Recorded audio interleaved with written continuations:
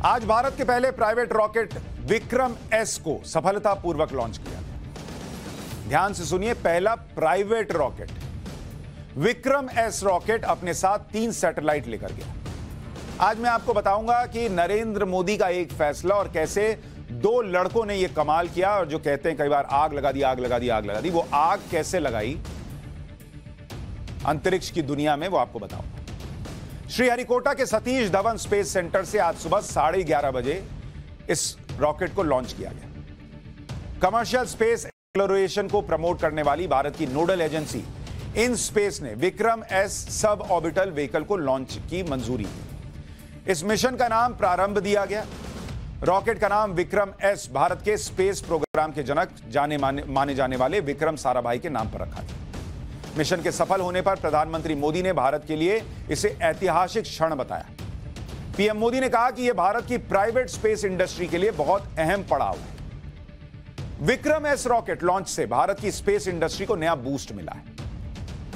आपको विक्रम एस की लॉन्चिंग के मिशन प्रारंभ के बारे में जानना चाहिए, जिसने स्पेस के फील्ड में प्राइवेट प्लेयर्स के लिए नए रास्ते खोल दिए।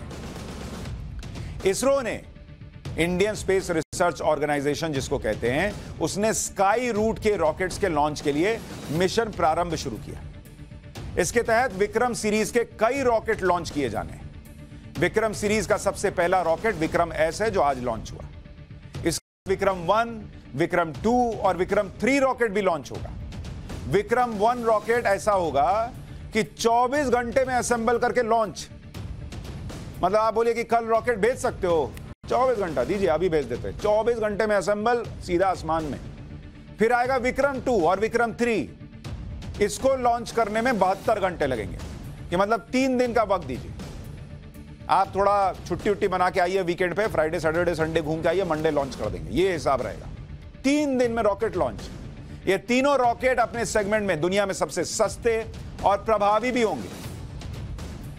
आपको आज लॉन्च हुए रॉकेट विक्रम एस की खासियत के बारे में बताता हूं। विक्रम एस की लंबाई 8 मीटर है। इसे कार्बन फाइबर से बनाया गया है। कुल वजन 546 किलो है। चौड़ाई 1.24 मीटर है। रफ्तार 6174 किलोमीटर प्रति घंटा है, जो हाइपरसोनिक स्पीड है। 83 किलो वजन 100 किलोमीटर ऊपर तक यह ले जा सकता है। 155 सेकंड में, मतलब 2-2.5 मिनट में 90 किलोमीटर के आसपास ऊपर चला गया। 2-2.5 मिनट में 90 किलोमीटर ऊपर। ऑर्बिट में तीनों सैटेलाइट को सफलतापूर्वक छोड़ा गया। Skyroot company Vikram S rocket को लॉन्च करके जेफ बेजोस और रिचर्ड ब्रेसनन की कतार में शामिल हो गया। अमेज़न के जेफ बेजोस जो है ना, उनकी एक स्पेस कंपनी है ब्लू ओरिजिन, और रिचर्ड ब्रेसनन की स्पेस कंपनी है वर्जिन गैलेक्टिक। ये पहले ही इस तरह के रॉकेट लॉन्च कर चुके हैं। अब भारत में प्राइवेट प्लेयर्स ने कर दिया है, ये हमारी कामयाबी। लेकिन इसके पीछे नरेंद्र मोदी का क्या फैसला है, 2 लड़के क्या हैं, जरा भी सुनिए।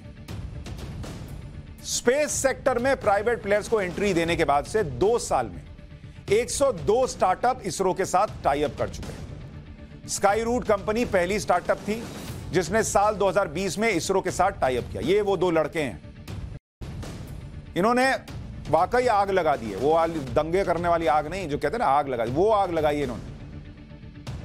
आपको स्काई रूट की कहानी बताता हूं, इन 2 लड़कों की कहानी बताता हूं।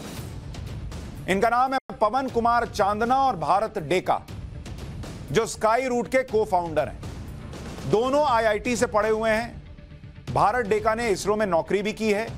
पवन चांदना को भी स्पेस लॉन्च व्हीकल इंडस्ट्री का अनुभव है। दोनों ने नौकरी छोड़ दी और 2018 में स्काई रूट एरोस्पेस स्टार्टअप की शुरुआत की, और मात्र 4 साल में प्राइवेट रॉकेट लॉन्च कर दिया। 4 साल के अंदर प्राइवेट रॉकेट हवा में। इस बीच उन्होंने अपनी टीम में देश के महानतम स्पेस इंजीनियर्स और पद्मश्री से सम्मानित लोगों को जोड़ा। अकेले नहीं किया। हालांकि स्काई रूट के सामने फंड की दिक्कत थी, कहां से आएगा, इतने लोगों को पैसा देंगे, इतना पैसा कहां से लगेगा। लेकिन इन्होंने हार नहीं मानी। उन्हें सरकार से भी मदद मिली। देश के कई नामी सीईओ के सपोर्ट के साथ उन्होंने असंभव को संभव कर दिया। सितंबर 2022 में स्काई रूट ने 416 करोड़ का फंड जुटा लिया। स्काई रूट का टारगेट है अगले 10 साल में कम से कम लागत और ज्यादा से ज्यादा क्षमता के साथ 20,000 सैटेलाइट लॉन्च कर देना। 20,000 सैटेलाइट। और ये कह रहे हैं दोनों लड़के कि इतना सस्ता कर देंगे सैटेलाइट लॉन्च करना कि जैसे आप टैक्सी बुक करते हैं, कैब बुक करते हैं, उतना आसान हो जाएगा कि आप सैटेलाइट जो है भेज दीजिए। मतलब वो ट्विटर वाला एलन मस्क जो है, जिसका इस तरह का काम भी है, उसको टक्कर देंगे हमारे भारतीय लड़के। भारत के लिए यह बड़ी उपलब्धि इसलिए है क्योंकि अभी भारत के स्पेस एक्टिविटी का काम इसरो की तरफ से किया जाता था। आप नहीं सुनते थे कि इसरो ने लॉन्च कर दिया, इसरो ने लॉन्च कर दिया। अब इसरो के अलावा भी लोग कर रहे हैं, प्राइवेट प्लेयर कर रहे हैं। यह पहला मौका है जब स्पेस सेक्टर में प्राइवेट प्लेयर की एंट्री हुई है। सिंगल स्टेज वाले इस रॉकेट को एक इंडियन स्टार्टअप स्काईरूट एरोस्पेस ने बनाया और कंपनी सिर्फ 4 साल पुरानी है।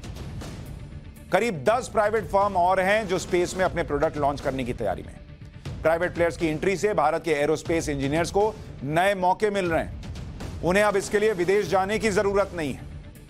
साल 2020 में ही, जो मैं आपसे कह रहा था ना, नरेंद्र मोदी के फैसले का क्या योगदान है, 2020 में नरेंद्र मोदी सरकार ने स्पेस सेक्टर को प्राइवेट प्लेयर्स के लिए खोला था। मोदी जी का इतना टैलेंट है, सब इसरो में तो नहीं आएगा ना, खोल दीजिए। लेकिन जरा अपने प्राइवेट लोग क्या करते, हो गया, चला गया रॉकेट।